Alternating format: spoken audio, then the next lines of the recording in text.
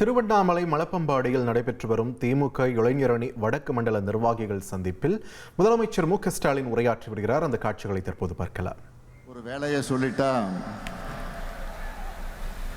அதை பற்றி நாம சிந்திக்க வேண்டிய அவசியமே இல்லை. அப்படி இந்த கூட்டத்தை சிறப்பாக ஏற்பாடு செஞ்சிருக்கக்கூடிய வேலுவர்களுக்கு என்னதான் இளைஞரணியின் தம்பி உதயநிதி நன்றி சொல்லியிருந்தாலும் தலைமை கழகத்தின் சார்பில் தலைவர் என்கிற முறையில் நானும் நன்றி கூற விரும்புகிறேன். எதிரில் இருக்கக்கூடிய உங்களை பார்க்கும்போது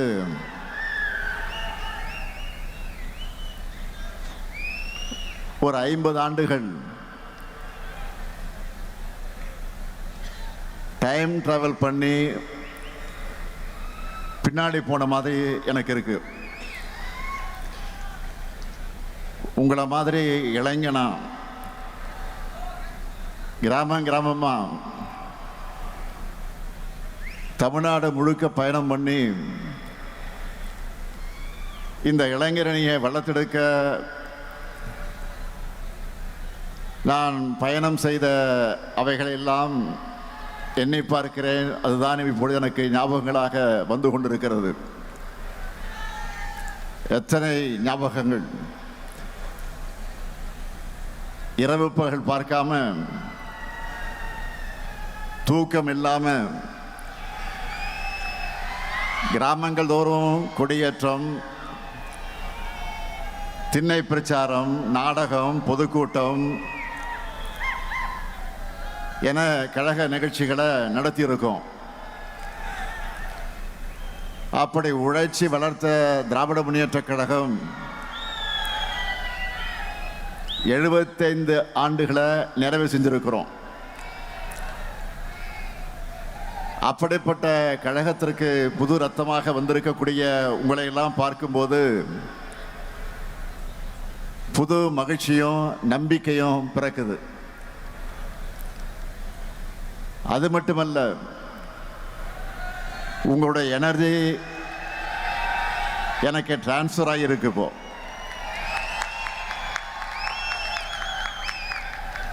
இந்த மாபெரும் இயக்கத்தை பேரறிஞர் அண்ணா அவர்கள் தொடங்கினப்போ அவருக்கு வயசு 40. தலைவர் கலைஞருக்கு 25 வயசு தான். பேராசிரியர், நாவலர்னு பலரும் அவங்களோட இருந்தவங்க அத்தனை பேருக்கு 20கள் தான் இருந்திருக்கிறாங்க. அவங்க எல்லாம் எப்படி ஃபயராக இருந்தாங்க என்பதற்கு ஒரு எக்ஸாம்பிள் சொல்கிறேன். 1941 தலைவர் கலைஞர் அவர்கள் தமிழ்நாடு தமிழ் மாணவர் மன்றம் என்ற அமைப்பை உருவாக்கினார். அதனுடைய 1ஆம் ஆண்டு நிறைவுக்கு புரட்சி கவிஞர் பாவேந்தர் பாரதிதாசன் அவர்கள்கிட்ட இருந்து ஒரு வாழ்த்துப்பா வந்துச்சு. அந்த வாழ்த்துப்பால புரட்சி கவிஞர் எழுதின வரிகள் தான், கிளம்பிற்றுக்கான் தமிழச்சிங்க கூட்டம் கிழித்திரிய தேடுதுகான் பகை கூட்டத்தை. இந்த லைனை கேட்கும் போதே அந்த இளைஞர்கள் எப்படி ஃபயராக இருந்திருப்பாங்கன்னு உங்களுக்கு புரியும். அந்த ஃபயர் பிராண்ட் தான் நம்ம திமுக.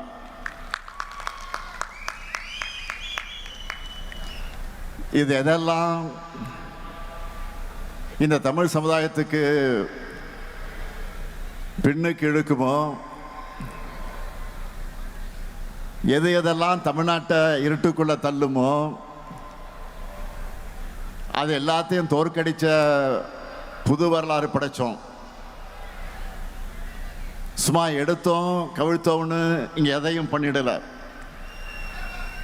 தெருவா வீடு வீடா போய் பேசி டீ கடையும் சலூனுமே அரசியல் மேடைகளாக மாற்றி மக்களை எஜுகேட் பண்ணோம். உலக வரலாற்றை எல்லாம் சொல்லி நாம் ஏன் இன்னும் பின்தங்கிய நிலையில் இருக்கோம்னு எடுத்து சொல்லி மக்களுக்குள்ள நல்ல மாற்றத்துக்கான விதைய சிந்தனையா விதைச்சாங்க. அண்ணா பேசுறார், கலைஞர் பேசுறார்,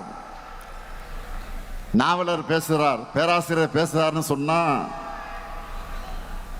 மக்களும் குடும்பம் குடும்பமாக வந்து அவங்க பேச கேட்பாங்க. அவங்க பேச்சில் சொன்னதையெல்லாம் மக்கள் அவங்க ஊர்ல எடுத்துக்கிட்டு போய் சொல்லுவாங்க. திராவிட உணர்வை அப்படியெல்லாம் வளர்த்தாங்க. தமிழை நசுக்க வந்த இந்தி ஆதிக்கத்தை விரட்டினாங்க. அதனாலதான் தாழ்ந்த தமிழகமே அப்படின்னு கவலைப்பட்ட காலத்தை மாற்றி இப்போ திரும்பி பாருங்க தமிழ்நாட்டை என்று சொல்லுகிற காலத்துக்கு நாம் வந்திருக்கிறோம். அவங்க ஜெனரேஷன் அடுத்த கட்டத்துக்கு நகர்ந்ததும் அவங்களுடைய உழைப்பையும் தியாகத்தையும் கொள்கை உணர்வையும் அடுத்தடுத்த தலைமுறைகளுக்கு கொண்டு போகணும்னு தலைவர் கலைஞர் அவர்கள் சிந்தித்து எண்ணி உருவாக்குனதுதான் இந்த இளைஞரணி. 1980 ஜூலை 20 மதுரை ஜான்சி ராணி பூங்காவில் இளைஞரணியை தொடங்கினோம். அந்த கூட்டத்தில் பேசின தலைவர் கலைஞர் அவர்கள் சொன்னார், சோதனைகள், வேதனைகள், தோல்விகள், அடக்குமுறைகள், சிறைச்சாலைகள், சித்திரவதைகள் எல்லாம் படைகூட்டி வந்தாலும் இந்த கழகம் அசைந்து விடாமல், தொலைந்து விடாமல், மறைந்து விடாமல் ஒளிவிட்டு கொண்டிருக்கக்கூடிய அடித்தளம் நம்முடைய அமைப்பு முறை. அதோட நம்முடைய லட்சிய பயணம் சேர்ந்து தொடரும்னு முழங்கினார். இளைஞரணிய அறிவிச்சிட்டோம்னு சும்மா இருந்துவிடல, இதுக்கான கட்டமைப்பை பலப்படுத்தணும்னு முதல்ல ஐவர் குழுவை ஏற்படுத்தினார். அதற்கடுத்து 7 பேர் கொண்ட குழுவை தலைமை கழகம் நியமித்தது. அந்த குழுவில் நான் ஒருவன். இன்றைக்கு நாடாளுமன்றத்தில் கஜித்துக் கொண்டிருக்கக்கூடிய நம்முடைய திருச்சி சிவா, வாலாஜா ஹசேன், பரிதி இளம்பழுதி, தாரைமணியன், ஜெயம் ஜூலியஸ், பஞ்சவர்ணம் ஆகியோரெல்லாம் இருந்தோம். நாங்களெல்லாம் தமிழ்நாடு முழுக்க ஊர் ஊராக, கிராமம் கிராமமாக, தெரு தெருவாக போனோம். இளைஞர்களை சந்திச்சோம். கழகத்தோட கொள்கைகளை எல்லாம் எடுத்து சொன்னோம். தந்தை பெரியார் மன்றம், அறிஞர் அண்ணா மன்றம், சிட்டிபாபு மன்றம், எம்ஆர் ராதா மன்றம், சத்தியவாணி முத்து மன்றம், கலைஞர் படிப்பகம், அஞ்சுகம் படிப்பகம், டாக்டர் நடேசனார் படிப்பகம், TM நாயர் வாசகர் வட்டம், சர்பேட்டி தியாகராயர் வாசகர் வட்டம்னு ஊர் ஊராக சென்று மன்றங்களை அமைச்சோம். கொள்கைகளை கூறுபடுத்தியது மட்டும் இல்ல, மக்களையும் சந்திச்சு கழகத்தை வளர்த்தோம். இந்த பயணத்தில் நாங்கள் சந்திக்காத சோதனைகளே இல்லை, துன்பங்களே இல்லை, துரோகங்களே இல்லை. அத்தனையும் தாண்டி கழகத்தோட லட்சிய பயணத்துக்கு துணை நின்றது நாங்கள் வளர்த்த இளைஞரணி.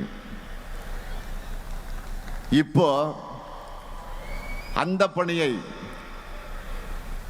தம்பி உதயநிதி கிட்டையும் உங்ககிட்டையும் ஒப்படைச்சிருக்கிறோம்.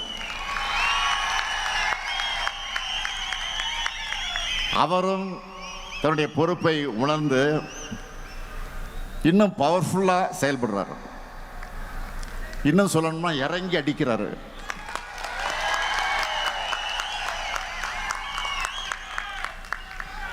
கொள்கை எதிரிகள் உதயநிதி மோஸ்ட் டேஞ்சரஸ் புலம்புறாங்க.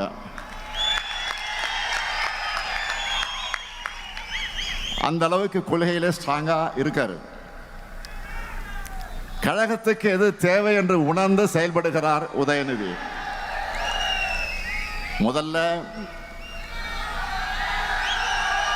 அணியோட கட்டமைப்பை வலுப்படுத்தணும்னு லட்சக்கணக்கான இளைஞர்களை கழகத்தில் சேர்த்தார். அடுத்து அவங்களை கொள்கை ரீதியா ஸ்ட்ராங்கா ஆக்கணும்னு பாசறை கூட்டங்களை நடத்தினார். அடுத்து நம்மளோட கொள்கையில இன்னைக்கு இருக்கிற தலைமுறையினரும் புரிஞ்சிக்க வேண்டும் என்பதற்காக புது பேச்சாளர்கள் அவசியம்னு உணர்ந்து ஃபர்ஸ்ட் செட்ல 200 பேரை உருவாக்கினார். அவங்க பேச்சையெல்லாம் கழக மேடையில் கேட்கும்போது எனக்கு அவ்வளவு மகிழ்ச்சியா இருக்கு.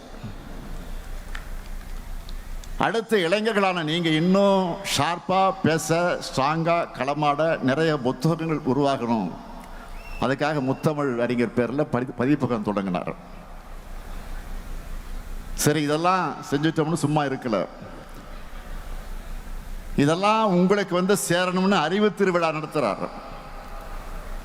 பல இடங்களில் லைப்ரரி ஆரம்பிக்கிறார். இதுதான் ஒரு பொலிட்டிஷியனுக்கு குவாலிட்டி. சரி, உதயநிதி இவ்வளவும் செய்கிறாரு அப்படின்னு அடுத்து நீங்க என்ன செய்யணும்? அதை பற்றி கூட உதயநிதி இங்கே சொன்னார். நம்மோட லெகசியை மக்கள்கிட்ட கொண்டு போய் சேர்க்கணும். கழகத்தை வளர்க்கிற பணியில, கொள்கை விதைக்கிற பணியில ஈடுபடணும்.